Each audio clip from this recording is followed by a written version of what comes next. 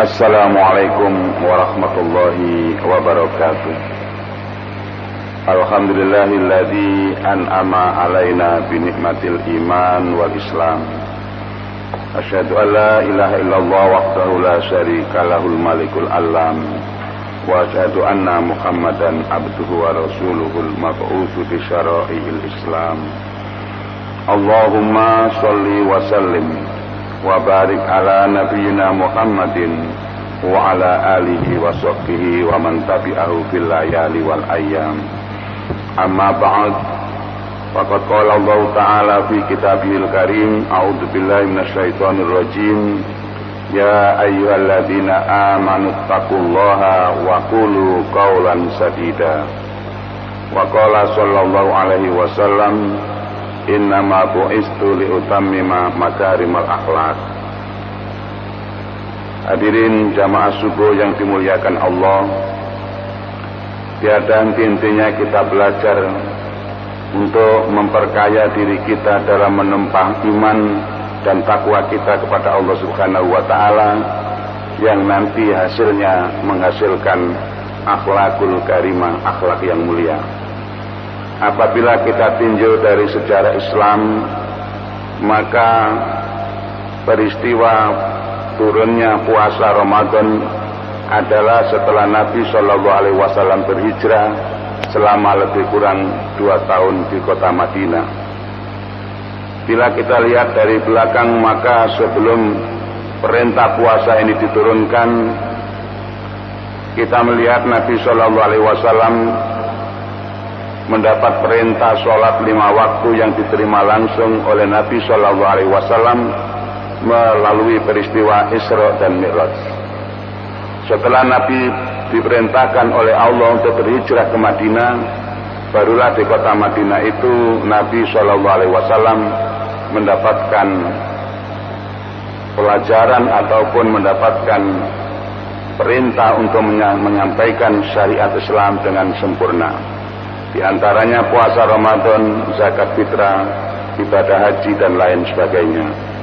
Para jamaah yang dimuliakan Allah dan serta para pendengar suara Gerajaya, kalau kita lihat yang demikian ini, maka menunjukkan kepada kita bahwa Nabi Shallallahu Alaihi Wasallam sudah diatur oleh Allah dalam memimpin dan mengatur, menyampaikan ajaran Islam kepada umatnya dengan cara yang praktis.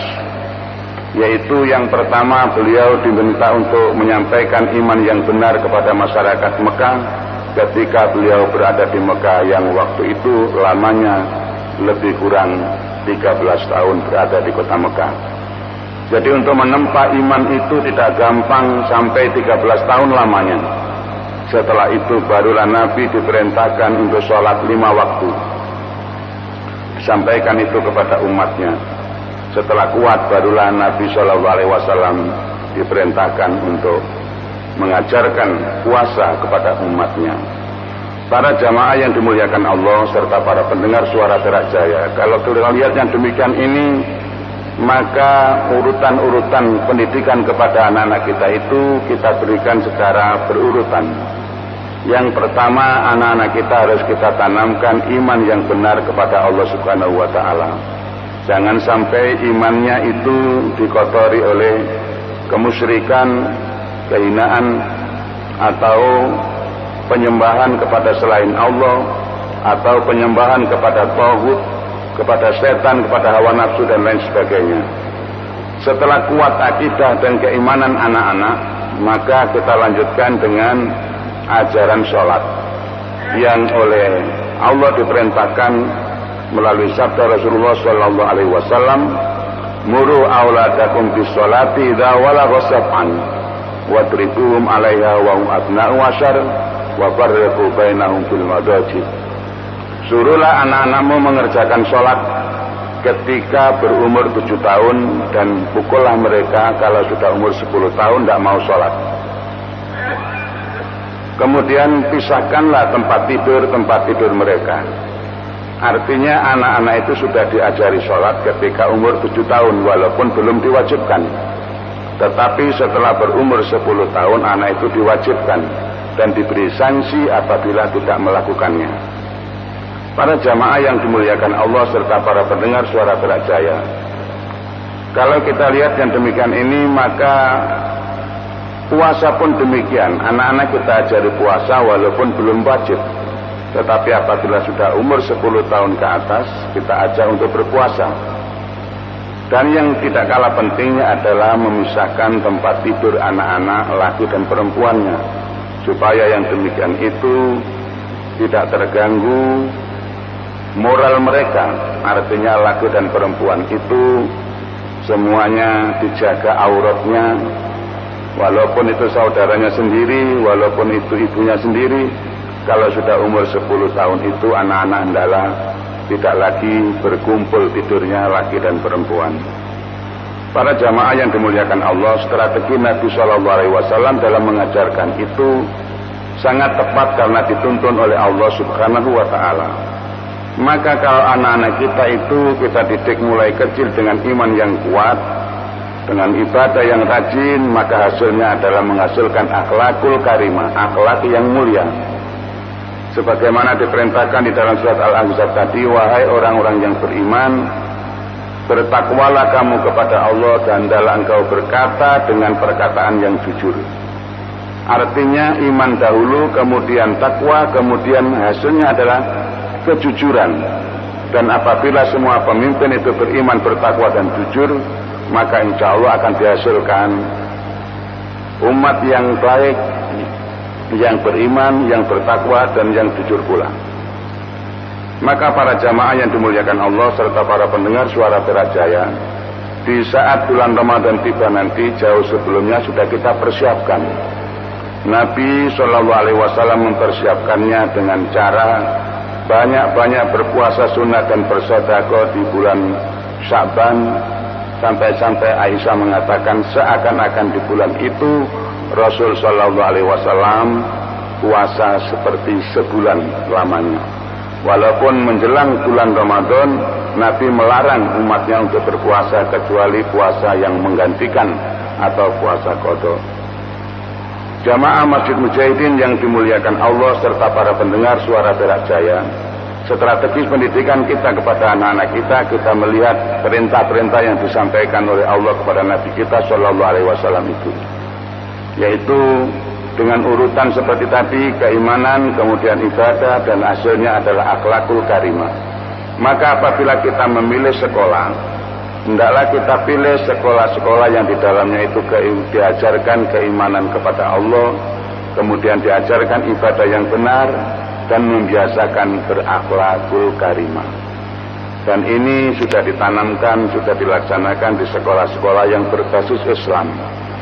Maka amatlah salah kalau sampai ada orang tua atau kaum muslimin yang tidak memperhatikan atau mengabaikan sekolah-sekolah Islam. Sekolah-sekolah Islam ini hidup dan tumbuhnya adalah tergantung kepada kaum muslimin itu sendiri. Apabila seluruh kaum muslimin itu bersatu padu, bekerja sama untuk menegakkan dan mendirikan serta membesarkan sekolah-sekolah Islam, maka insya Allah sekolah-sekolah Islam itu akan menjadi besar. Namun sebaliknya, apabila kaum muslimin juga meninggalkan sekolah-sekolah Islam, bahkan menganggapnya remeh dan sebagainya, maka akibatnya pun sekolah-sekolah Islam itu tidak ada yang mengikutinya atau tidak ada yang merasa memiliki, akhirnya tertinggal semakin jauh. Karena itu para jamaah yang dimuliakan Allah serta para pendengar suara Berak Jaya, marilah kita ini berusaha untuk mendidik anak kita sesuai dengan pendidikan Islam. Apalagi nanti di bulan Ramadan, gunakanlah bulan Ramadan itu bulan penuh pendidikan bagi anak-anak kita. Mulai dari persiapan menyambut bulan Ramadan dengan banyak beramal soleh dan berpuasa sunat, sampai pada saat kita melaksanakan ibadah puasa dengan sungguh-sungguh, mengatur waktu makan, mengatur waktu beribadah dan sebagainya, yang semuanya itu berdampak positif kepada anak-anak kita. Para jamaah yang dimuliakan Allah serta para pendengar suara Berak Jaya, kalau kita perhatikan manfaat berpuasa itu sangat banyak sekali. Di antaranya menjaga diri kita dari hal-hal yang dilarang oleh Allah, menjaga dari makan makanan yang berlebihan seperti yang diperintahkan oleh Allah di dalam surat Al-A'raf ayat 31, kulu washrabu wala tusrifu, makanlah dan minumlah tapi jangan berlebih-lebihan. Ini sangat banyak manfaatnya. Ketika Rasulullah Shallallahu Alaihi Wasallam diberi Gubernur Mukaukis hadiah, seorang tabib, seorang dokter, kemudian seorang jariyah, dan seekor bigol atau keledai kecil untuk kepentingan transportasi.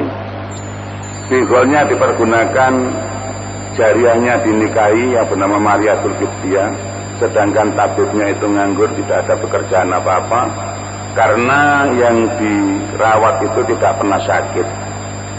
Apa rahasianya? Ternyata Nabi Shallallahu Alaihi Wasallam itu adalah seseorang yang selalu menjaga makanan. Beliau mengatakan, nahnu qaumun la nakul hatta najua wa idza akalna la nasba. Kami suatu kaum yang tidak makan kecuali kalau lapar, dan apabila makan kami tidak sampai kenyang. Menurut sebuah hadis yang diriwayatkan oleh Tirmidzi, Nabi Shallallahu Alaihi Wasallam mengajarkan kepada kita bahwa perut atau tempatnya makanan itu kita bagi menjadi 3 bagian. Sepertiga bagian untuk makanan, sepertiga bagian untuk air, dan sepertiga bagian untuk bernafas. Maka apabila berlebihan imbangannya menjadi penyakit. Oleh karena itu dengan berpuasa itu kita menjadi sehat, dan ini kita latihkan kepada anak-anak kita agar anak-anak kita itu terbiasa menjaga makan, memelihara dari makanan-makanan yang haram, dan ketika memakan mengikuti adab yang ditentukan oleh Rasulullah Shallallahu Alaihi Wasallam. Artinya diawali dengan doa dan diakhiri pula dengan doa. Para jamaah yang dimuliakan Allah serta para pendengar suara Berak Jaya, Nabi Shallallahu Alaihi Wasallam apabila mengajarkan yang demikian itu kepada para jamaah, kepada para sahabat, itu dengan cara memulai dari yang global kemudian yang rinci. Artinya setelah menjelaskan secara umum, kemudian Nabi mengatakan rincian-rinciannya. Manusia itu diperlukan puasa, lalu beliau menjelaskan puasa itu bagaimana dan seterusnya. Nah, strategi yang demikian ini banyak bisa digunakan oleh para pendidik. Seperti halnya ketika Nabi Shallallahu Alaihi Wasallam menjelaskan tentang doa yang tidak ditolak oleh Allah, yaitu seperti yang diriwayatkan oleh Abu Dawud dari Sahal bin Sa'ad, Rasulullah bersabda, isnatani la turaddani au qallama turaddani au qallama turaddani ad-du'a'u indan nida wa indal ba'as qina yalqimu ba'duhu ba'do. 2 hal yang tidak atau jarang ditolak: doa ketika azan dan doa di saat peperangan berkecamuk ketika sebagian menyerang yang lainnya. Dalam hadis ini Rasul menyebutkan bahwa ada 2 waktu yang tidak akan ditolak saat berdoa. Di dalamnya beliau mengatakan hal itu sebelum memberitahukan kedua waktu tersebut. Hal ini akan membangkitkan kerinduan untuk ingin mengetahui 2 waktu itu agar bisa bermanfaat bagi manusia. Para jamaah yang dimuliakan Allah, semua waktu itu adalah berharga. Tetapi Nabi Shallallahu Alaihi Wasallam merinci bahwa bulan puasa itu lebih berharga lagi, karena seandainya umatnya itu tahu makna dan hikmah yang terkandung di dalam bulan puasa, maka mereka menginginkan selama hidup atau selama setahun itu puasa terus, walaupun itu tidak mungkin terjadi. Para jamaah yang dimuliakan Allah, artinya kalau kita ini menjaga seperti kita menjaga di waktu bulan puasa, maka selamatlah kita ini dari segala kejahatan dan bencana. Para jamaah yang dimuliakan Allah, mungkin ada pertanyaan, Pak Darno, ada sesuatu yang ditanyakan, monggo silakan. Ya.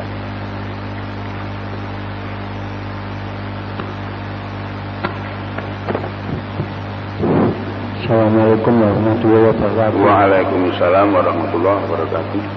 Gini Ustaz, ya, di ibu kota Jakarta itu sering terjadi perkelahian massal, Ya.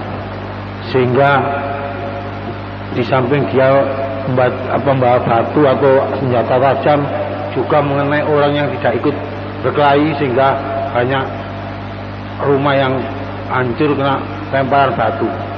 Lalu bagaimana solusinya ke depan, Ustaz? Ya. Sekian. Terima kasih. Mantan Menteri Agama yang bernama Mukti Ali pernah mengatakan bahwa batu bata pembangunan masyarakat itu adalah terletak pada pembangunan keluarga. Apabila keluarga-keluarga itu baik, maka tercipta masyarakat yang baik. Maka strategi kita adalah bagaimana kita ciptakan keluarga-keluarga muslimah yang baik. Ini yang penting. Bagaimana kita ciptakan keluarga yang betul-betul disinari oleh sinar agama Islam, dijiwai oleh iman dan takwa, sehingga tidak terjadi lagi keluarga-keluarga yang amburadul, yang jauh dari keimanan kepada Allah, jauh dari ketakwaan, yang akibatnya nanti bisa menimbulkan berbagai perbuatan makar seperti itu. Ini semua adalah karena keluarga atau pemuda-pemuda, remaja-remaja yang liar yang di rumah itu kurang pembinaan agamanya. Dan kita tahu semakin hari pengaruh negatif itu semakin besar dibandingkan dengan pengaruh-pengaruh positif. Walaupun tiap hari di layar televisi, di radio ataupun di surat kabar itu sering terjadi penerangan, sering kita dapatkan penerangan agama. Apalagi di televisi hampir setiap malam ada, semua channel. Tetapi masih kalah dengan pengaruh kemaksiatan. Nah, inilah yang membahayakan.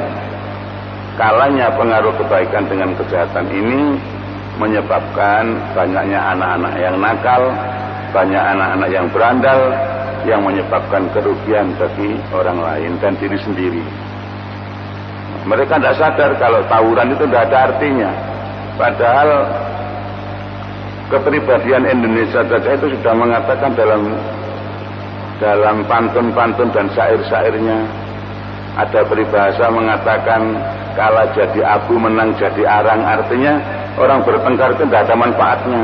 Tapi ya sudah hilang, berlalu begitu saja, Pak. Karena tidak dijiwai dengan perasaan iman di dalam dada dan ketakwaan ini. Apabila anak itu sudah dibiasakan hidup beragama, ya makan dimulai dengan berdoa, selesai dengan berdoa, naik kendaraan berdoa, belajar memulai pelajaran dengan berdoa, semuanya itu akan menghasilkan anak-anak yang baik. Tetapi karena yang demikian itu kurang dilaksanakan dan kurang diperhatikan, apalagi dengan sulitnya ekonomi dan macam-macam, seakan-akan yang demikian ini ditinggalkan begitu saja. Padahal ini sangat berbahaya. Pendidikan anak itu sangat penting, tetapi kadang-kadang kita tidak mementingkan, terburu oleh harta, terburu oleh kepentingan duniawi dan lain sebagainya. Demikian Pak Darno, mungkin ada pertanyaan lagi, silakan. Ustaz, sekarang itu banyak orang miskin yang di pedesaan atau perkotaan itu yang nggak mampu itu anaknya kena penyakit, Ustaz, sehingga orang tuanya nggak mampu karena seandainya dia itu tidak mau untuk makan minum aja dia sulit, sehingga anak yang kena kanker atau tumor itu begitu sakit itu tidak bisa disembuhkan, bahkan cuma dibawa ke puskesmas. Lalu bagaimana solusinya terhadap pemerintah ini? Sekian, Ustaz. Terima kasih Pak Darno. Jadi kalaulah itu ada terjadi suatu wabah di masyarakat dan sebagainya, maka pemerintah setempat itu bertanggung jawab. Jadi perhatian pemerintah kepada orang kecil, kepada rakyat jelata ini harus lebih ditingkatkan. Sebagaimana Baginda Umar bin Khattab ketika menjadi khalifah, beliau ini sering mengadakan ronda malam, walaupun hanya sendirian, kadang ditemani seorang sahabat. Ingin mendengar suara rakyatnya bagaimana, masih adakah yang menderita. Nah, pada suatu malam ketika Umar beronda, melihat ada sebuah tenda dihuni oleh seorang wanita tua dengan anak-anaknya. Ternyata yang dilakukan itu tidak memasak makanan, tetapi memasak batu, karena tidak ada yang dimasak. Dan batu itu digunakan untuk mengelabui anaknya. Kalau nanti tidak nangis, batu itu berubah jadi roti. Umar menangis mendengar cerita itu, lalu beliau datang ke Baitul Mal mengambil beberapa gandum untuk dimasakkan, dan pagi harinya wanita itu disuruh ke istana untuk menerima bagian setiap bulannya. Nah, ini contoh yang bagus yang dicontohkan oleh Baginda Umar. Jadi para pemimpin itu hendaknya ikut mendengar suara rakyat. Memang sekarang strateginya sudah bagus, ada beras miskin, ada keluarga miskin, ada askeskin, asuransi kesehatan untuk orang miskin, tapi pengontrolan dan pelaksanaannya ini masih belum maksimal, belum optimal. Nah, ini kita harapkan dan kita himbau, mudah-mudahan yang demikian ini semakin hari semakin maksimal dan dapat kita nikmati, kita rasakan bersama-sama. Demikianlah para jamaah, kitanya waktu sudah menjelang siang, mari kita tutup dengan doa kafaratul majlis. Bismillahirrahmanirrahim. Subhanakallahumma wa bihamdika nasyhadu an la ilaha illa anta nastaghfiruka wa natubu ilaik. Rabbana atina fid dunya hasanah wa fil akhirati hasanah wa qina adzabannar. Wa subhana rabbika rabbil izzati amma yasifun wa salamun alal mursalin walhamdulillahi rabbil alamin. Wassalamualaikum warahmatullahi wabarakatuh.